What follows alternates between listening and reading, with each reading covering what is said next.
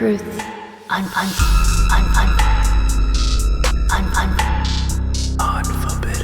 Truth. Podcast. Unforbidden. Truth. Podcast. Welcome to Unforbidden Truth. I'm Andrew. On this week's episode, I'll be speaking with New York juvenile offender John Katehis. On March 20th, 2009, John went to the residence of George Weber, a popular radio reporter. John told police that he went there after meeting George through a Craigslist ad, inquiring about rough sex. He went on to tell police that Weber tried to attack him with a knife, so he stabbed him in self-defense. George Weber had been bound and he was stabbed over 50 times when police found his body. 5 days after the crime took place, John was arrested for the murder of John Weber. Once he had been arrested, John confessed to the crime, and he said that he was a Satanist, allied with the teachings of Anton LaVey and the Church of Satan. He also claimed that he was a sadomasochist. On March 22, 2009, John pled not guilty. There was a mistrial, but John would ultimately be convicted in November 2011, receiving a 25 to life prison sentence. Here's my interview with John Katehis. Let's start off with talking about your childhood. Where were you born? I was born in Queens, East Elmhurst, New York City. Do you remember your first positive memory as a child? First positive memory, maybe when I was like 4 years old, a blizzard of 1996. Probably seeing more snow than I've ever seen in my entire life and going outside and playing in it. That might be my first positive memory. What about your first negative memory as a child? Maybe like 5 years old, I think. I remember looking out towards the backyard from the kitchen and seeing like my mother's bicycle floating in the air, and not really realizing what I was looking at. And it turned out that it was like a burglar that was like stealing my mom's bicycle from the backyard and then running away with it. Did you suffer any type of childhood abuse or trauma growing up? No, not that I know of. Definitely not. What was your behavior like going back as early as you can remember? As a kid, I was definitely a curious kid. I definitely just wanted to know how everything worked, how the world worked. I don't know. As a kid, I was in school. I was definitely I can say a class clown. I definitely had some trouble in school. I went from like one school to another, not for violent reasons, more just I don't know, just wanting to just be funny and be stupid and just do things to get attention. What's the extent of your education? So I was arrested when I was 16, so I was unable to graduate high school at the time. But while I was while I was on Rikers Island, which is the jail in New York City, the primary jail where most people go to, I got my GED when I was 16. Did you engage in any type of criminal activity as a juvenile prior to the case that you caught when you were 16? No, nothing more than the most, petty nuisance type stuff. Like a little bit of graffiti when I was like 12 or 13 years old. A little bit of, very minor petty shoplifting of candy or whatever. Just regular kid stuff, especially, city kid stuff. Can you tell me about the events that led up to the crime that took place in March 2009? Just right now, as it is, I don't want to, put the families involved to have to live through it by hearing it again through my words. So just for right now, I would rather not talk about that. Just out of respect for everyone involved, all the families. Okay, fair enough. Let's skip a little ahead then and talk about your arrest and the legal proceedings, being that you were only 16 years old when this happened. When you were arrested, were you charged as an adult at the age of 16? I guess, yeah, absolutely. I mean, it seems now that, as far as I know, that seems to be the common practice. I mean, I don't know if they're changing it little by little, but here in New York City, or especially in New York, if you commit a crime and you're 16 years old, they charge you as an adult. And you mentioned Rikers Island. Were you placed in Rikers Island at the age of 16 right away? Or? So right after I was arrested, I spent 1 day. Well, so the whole time I was in jail, I was in Rikers Island. But before I got to Rikers Island, I went back and forth between Bellevue and Rikers. And it was like they basically forced me to sign a voluntary evaluation. So when I was first arrested, they held me in the 76th precinct for like maybe 24 hours, and then I went to Brooklyn Central Booking, and then from there they took me to Rikers Island. But before I could get housed in Rikers Island, because my crime was, I guess it's high profile, whatever, it was on TV, they wanted to force me to go do a psych evaluation. And so they sent me over to Bellevue Hospital, which is in Manhattan, to sign for that. But I didn't want to sign for it. I saw that it said voluntary. I said, well, I don't volunteer to this, you know. And so they tried to push up on me. And, I said, no, I'm not going to volunteer. So then what they did is they basically, for like 2 or 3 days, they just forced me to go back and forth in transit. And this just repeated where they would send me back to Rikers Island. I would wait for like 6 or 8 or 10, 12 hours, then go back to Bellevue. I'll refuse again, and they make me sit there for like 12 hours, send me back to Rikers Island. Finally, I think like on the third day, I just couldn't take it anymore. It was just too much, like I hadn't showered, I wasn't sleeping right, they weren't, like feeding me right. So they basically forced me to voluntarily sign in for a 7-day evaluation. And while you were in Rikers, when you were 16, were you locked up with other adults or other juvenile offenders being charged as adults? Well, in the beginning, I was with adults. So normally they separate, but in the beginning, being that I was all over the newspapers at the time, they had me in something called CC, which is closed custody. And that was basically 24-hour lockdown in a cell. I mean, it was horrible. And, so that was my first experience. It was disgusting. And so in that housing area, it was teenagers and adults all mixed together, all ages. But you wouldn't come out and physically be with each other. You would just be housed right next to each other in the cells. Did you have any problems with any adult offenders while you were there, even though they were all locked down? I mean, it's just, I'm trying to think of it. I mean, I don't really know. Honestly, it's that the 10 months was kind of crazy. I saw a lot of crazy stuff over there, things I never thought people would ever actually do. That CC, so being that people couldn't physically fight with each other, like when they had issues with each other, they would like splash each other with urine, or splash each other with feces, or just liquid or whatever. It was really disgusting being there. Thankfully, like my whole 10 months there, I never was splashed with anything. But I witnessed some really nasty stuff over there. Like 2 people got into an argument, and one wanted to get the other one, being that he can't physically hit him. He would wait for that person to walk by his cell and then like splash him with urine or something. It was just disgusting. Were you ever forced to defend yourself while you were at Rikers? Oh yeah, after that 10 months in CC, they finally moved me to general population. And then, so I did 3 years at Rikers Island. So at that time I was 17. So from 17 all the way to 19, I'm in adolescence, and adolescence is just a battleground. I mean, Rikers Island is just, it's a wild, lawless place. Like, even if you see on TV right now, I think so far this year, 19 people have died over there. I mean, it's just like, there's no real oversight, no anything. It's just every man for himself, like, just a freaking jungle over there. So yeah, as soon as I got over there, it was definitely a shock for me, being this kind of environment where, basically you had to like fight just to even be called your name, or to have any kind of respect, or, to fight just to even get fed. So yeah, absolutely. It was, as soon as I got there, things were kind of crazy. When you're at Rikers, are your cells open all day, and like, do you have a key to get in it? So in general population, you're outside your cell all day. So, the cells, they open up in the morning, everybody comes out, you go to the day room, and it's just like this common area where they have a TV and some benches, and then that's it. And so that's where you'll just sit all day. And so people just kind of, just do whatever. They play cards, they fight in the corner, they just bullshit, talk, use the phone, whatever. So if you have a problem with somebody in there, chances are you're going to have to handle it sooner than later. Yeah, absolutely. I mean, I learned right away, in that environment, just especially being, one of the only white people there, like things were especially crazy for me. I had to, fight right away, and I learned to pretty much fight first before even the other person can take a swing at me.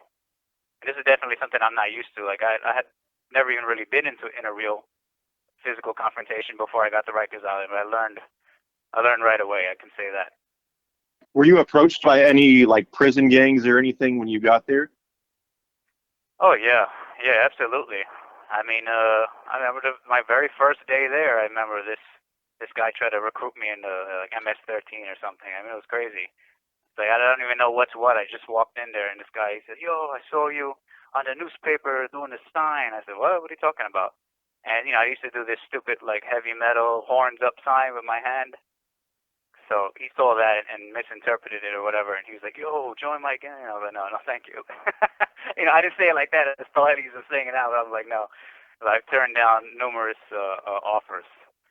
I felt that that wasn't for me. So even though it would have probably been easier, maybe at that time, I just felt that that wasn't the how I wanted to go about my life. So I chose to just stand by myself or stand with a few cool people that I've got to know over the time there. So when somebody approaches you to join a prison gang and you say no, is it simple as, okay, no worries, or is it, is there any backlash on your part, and anybody's part, when you refuse to join a gang? I'm trying to think. For me, I didn't really have that much backlash. No, no, I can say no backlash. Somebody offered me, I just say no. I say I just don't feel like that's right for me right now, and not really in those exact words. I wasn't as eloquent as I am now. Back then it was. But no, I can say I didn't have any backlash with that. What was your experience like going through the adult justice system as a juvenile at the time, being locked up around other adults and, other staff that treat the, offenders the same, even though you're a kid, by legal age? I mean, well, like on Rikers, they don't treat you the same. They treat the adolescents horribly. I mean, I learned when I turned 19 and I went to adults, and I saw the big difference in the way they treat people. Like in the adults, they have a little bit more respect and they give you some space. Especially since a lot of the adults in that building where it was at C-74 are people that are going to court and are already coming down from the state prison. But so when I was in Rikers Island, though, the guards over there, they just act crazy. They talk to you crazy. They were assaulting people. I've witnessed plenty of times the guards on Rikers Island just attack somebody, punch someone. Even a guard will even try to start a fight with me. I mean, over like crazy shit. Like this one guard refused to call me by my name. He wanted to always use this racial term. He wanted to always call me white boy. And so I told him like, listen, that's not my name. And listen, I said I started referring to him as like black boy or something like that. I said, and he's like, oh, well, I'm not that. And I said, he looks the same to me. Or, we ended up getting into like an argument and over this thing because he wanted to keep calling me this racial term. And I said, white boy's not my name. Call me John or call me Katehis or whatever. And so, one day he was, all right, so we're going to fight right here on the gallery. And he's like coming at me, like trying to swing at me. It's crazy. This is the CO, So I just kept backing up because I didn't want to get into a fist fight. I know there's no real winning with the officers. And I had to go to court like the next day. So I don't want to show up in the courthouse to like, bruise their face and everything and have my family see me like that.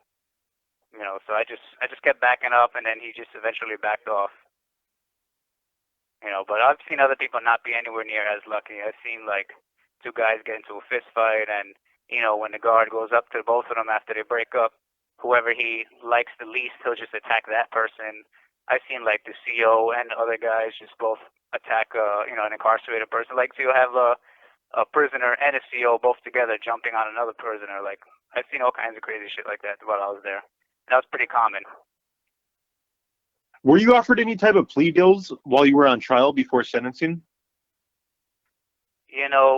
So they offered me 18 years to life, or yeah, I think it was 18 years to life, and then like 20 years to life. But yeah, I didn't take that. And those are just the offers that my lawyer told me about. If any other offers were made and I just wasn't told about it, I don't know. But I was offered 18 years to life. And to a teenager, like that just seemed like forever. Easy saying 18 years, like I'm not even 18 years yet. So that's just you're basically offering me my entire life to life. It seemed like an outrageous number. So once you were convicted and handed down your sentence, 25 to life, what was your reaction? Yeah, that was after two trials. So I went to trial twice. So I went, I had my, and so I know you asked me about the sentencing, but can I talk a little bit about the trial? Oh yeah, definitely.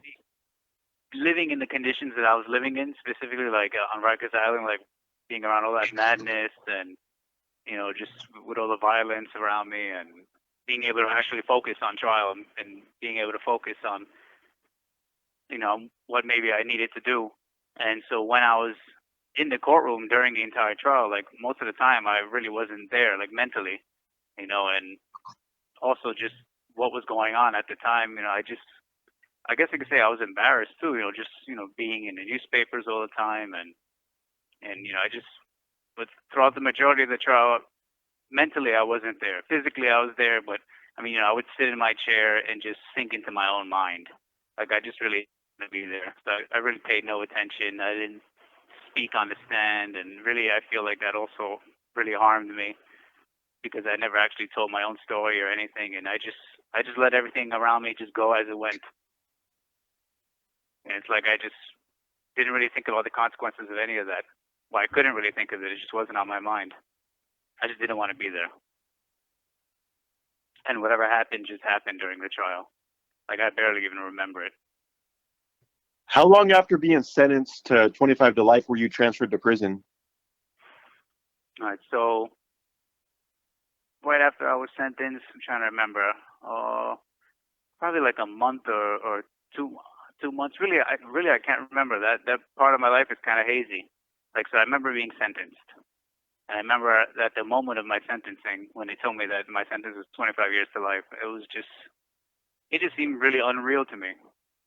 Like, I think I broke into like a nervous laugh because it just seemed audacious. I don't know, just not real.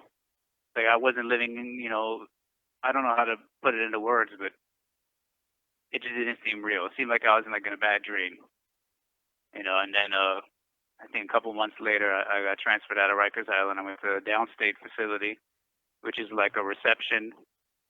Before you get to your main prison, everybody goes to a reception facility. And I stayed there for about 3 months. And, even that was like a whole new experience, just going on the bus up to the prison and, just, I don't know, I'm trying to look for the words for it. But, yeah, it was just a couple months. After my sentencing, I went upstate to a reception facility, and then I stayed in reception for about 3 months, and then I got transferred to Clinton Correctional Facility. Were you 16 or 17 at the time when you got to prison? Well, remember, I was on Rikers Island for 3 years, so I was 16 when I was arrested, because I was 16 at the time of the crime. But, so, when I was sentenced, in the end, I was 19 years old. When you first got to prison when you were 19 years old, were you afraid as soon as you stepped in there? Oh, yeah. I think, obviously, of course, at the moment, nobody would ever admit that. You have all this bravado and machismo and, all this testosterone. Everyone's trying to poke out their chest and pretend like they're not scared or nothing. But I think, obviously, everybody, especially a young person, that the very first time they walk into prison is nervous. Because, everything is unknown. You don't know what's going to go on. You see all these crazy prison movies and stuff with all the gang warfare and all this crazy shit. You don't really know what to expect. And so, and then, especially my first prison was Clinton. And that place is like a hellhole. It's this frozen little hell on top of a mountain, at the north butthole of New York State. It's a horrible place to be. When you first walk in there, you can just feel the suffering and the pain, when you first walk down that gallery, and you just get into that cell and the gate locks behind you. You just got this tiny little metal box with bars on one end with a toilet 2 feet away from where you're going to rest your head on your bed and a sink that's so close to the bed that when you turn it on, it splashes water onto the bed. It's like, at that moment, you're just thinking, oh my God, what the hell? How the hell did I get here? And you can just feel that uneasiness. It's just in the air, and all that pain and suffering is just permeating the walls, hundreds of years of just people just, I don't know, just suffering. It's a dark place, literally also, it's literally a dark place. The lighting's not good, and it just adds to that whole atmosphere of just that haunting. It's cold too. Most of the year, it's freezing up there because it's in the Adirondack Mountains, and it's literally on top of a mountain, the prison. It's a terrible place. Did you have to fight when you first got to prison being you were so young and a perfect target for predators? No, it's really not like that. Like, if anything, most of the issues that I had in prison were, I'm not going to say issues, but most of the things that I had to deal with were like psychological. Not talking about mental health issues, but specifically just like the psychological pain of being, so far away from home. Like, when I was on Rikers Island, I had, I still had all my friends from my teenage years. So I still had friends coming to see me all the time. I was used to seeing my family every week, but now I'm 350 miles away from New York City. All my, young friends, they're not going to come up to see me. They don't, they can't just drive up here. So suddenly I'm no longer seeing any of my friends. I can't even call them because, they have to set up a phone account. It's not like on Rikers Island where I could just call them, from my own expenses. So now I'm not even talking to them on the phone anymore. I'm so far from my family, and my family has to work. They can't just come visit me. So I'm getting visits, once a year because it's so expensive even just to get up there. You have to, it's like $1,000. And just to see you for 2 days, they have to stay up there 4 days because that's just the way the transportation is. There's only one Amtrak train that goes up there. And by the time it gets there, it's too late to see you on that day. And the same thing, there's only one train that comes back. So by the time you get the train to come back, it's you can't have a visit that day. So to see me for 2 days, they had to book, a hotel and everything for 4 days. Yeah, so definitely, you're dealing with that, and then you're just dealing with just that environment. It's just a very hostile environment. A lot of testosterone, a lot of just everybody's just angry. It's like, and it all just feeds off of each other. But really, I didn't have any physical issues. Like, I got into a couple of fights, but nothing major. Does New York DOC offer any type of rehabilitation courses or classes, as well as offer any programs when it comes to furthering one's education? Maybe on paper, it would seem that the state offers rehabilitative programs, but in reality, that's not the case. I mean, especially like when I was in Cleveland, there was no programs there to rehabilitate anything. I mean, my only option was to work in the sweatshop, the state shop, which is what it's called. So I worked there, and then, for a little bit, and then I just had no job. I was what they called idle. And really, there was nothing, no opportunities when I was in Clinton. So the whole 4 years, I would say, 4 years that I was up there, from age 19 to maybe 23, there was nothing I can do to better myself. There was no opportunities. I'd say that. And then, when I was like 23 years old, I think, 2016, I transferred down to Sing Sing. And that was a different story. At least over in Sing Sing, they had, I remember when I first walked in, well, let me just backtrack a couple of moments. So when I found out that I was put on draft means you're going to be moving, from one facility to another. When I found out that I was put on draft to Sing Sing, I remember being very excited because Sing Sing is like right next to New York City. So I knew I'm going to be close to home. Now I'm going to see my family, and finally I'm going to get out of this frozen hellhole over here. And so I just remember being on that bus when the bus was leaving Clinton, and the doors opened up and the bus just rolled out. I just remember feeling like all this weight being lifted off my shoulders, like all that sitting in that dark cloud of suffering, like it just like washed away. I mean, I'm still locked up, but I feel so much better. Like I have a little more hope. I remember when I got here, they had this, they give you like your little guidebook or whatever, not guidebook, but like a booklet that tells you all the different programs that are available and everything. And I remember feeling optimistic, I'm reading about, parenting classes, whatever, anger management classes. These are all volunteer things, though.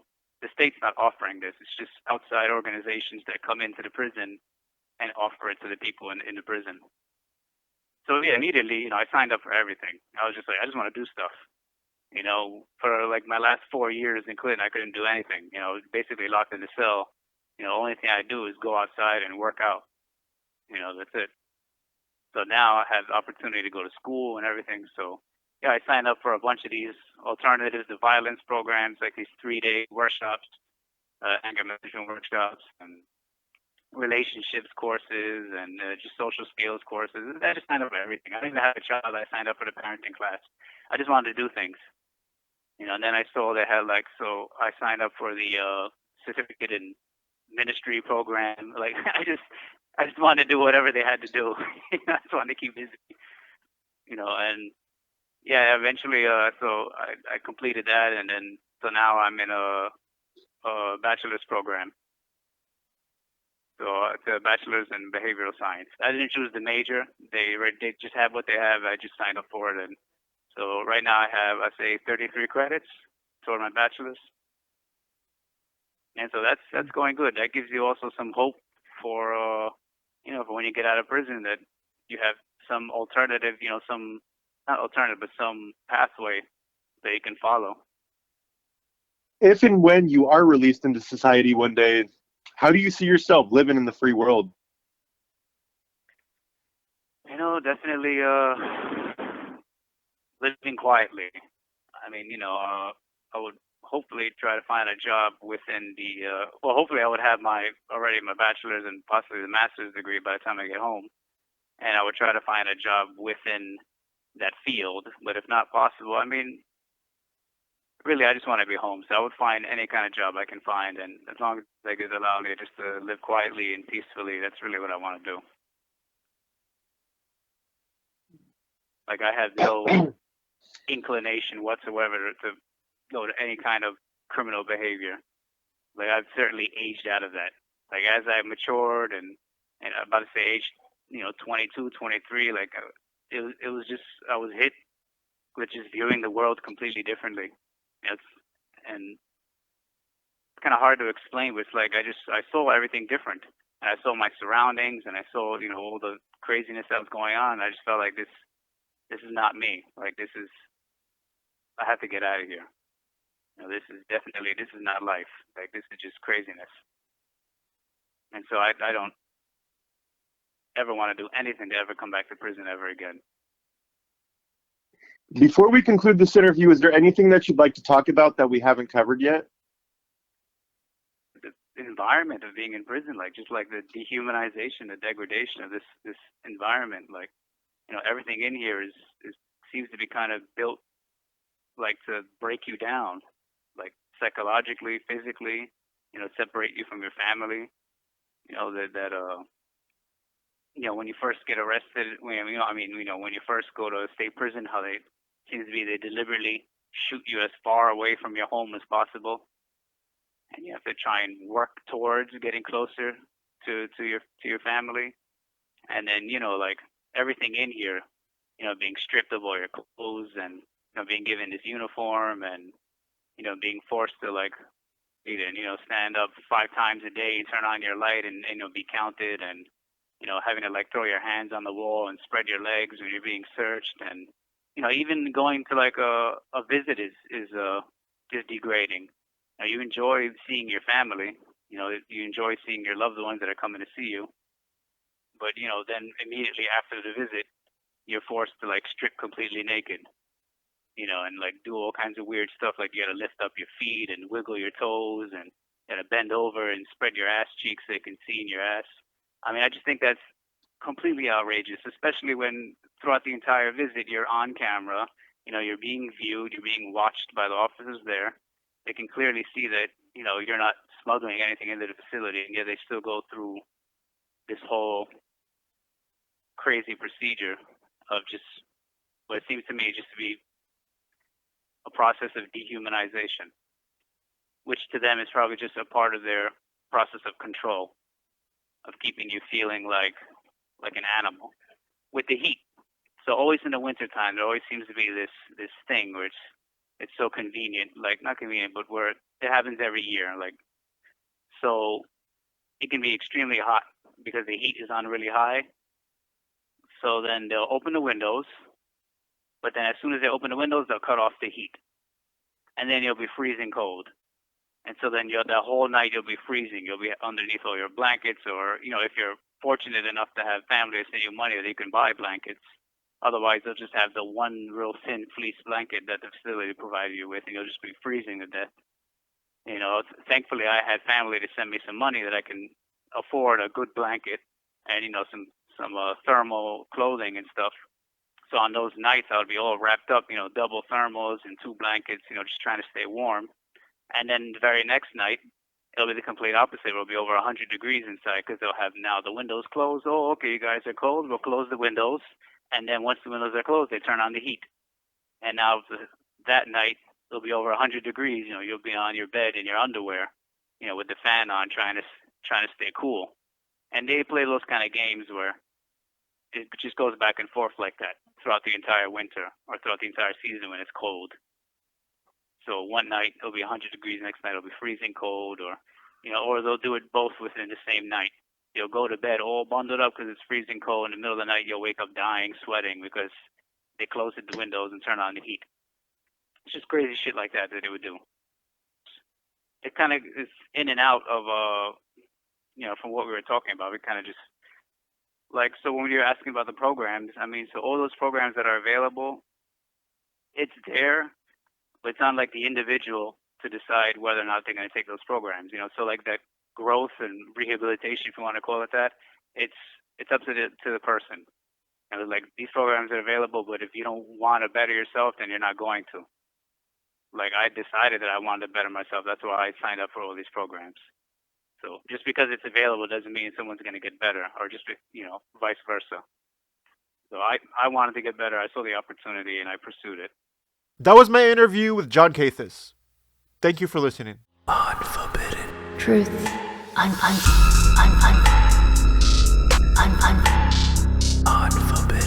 Truth. Podcast. Unforbidden. Truth.